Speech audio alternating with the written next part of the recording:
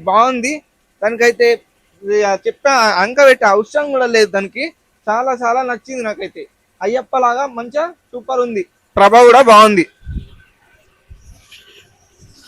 చలో వస్తే బాగుంది. ఇది రాముడు పక్కన నుంచొని ఉన్నది. హనుమంతుడు అయితే పైన ఉన్నాడు. అయితే ప్రభ కూడా సూపర్ ఉంది. ఇక చేతులు అండ్ తుండం కూడా బాగుంది.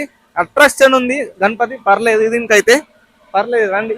ఇంకోటి ఇది బాగుంది. ఇది కూడా దీని సింపుల్ గా ప్రభ కూడా మంచిగానే ఉంది.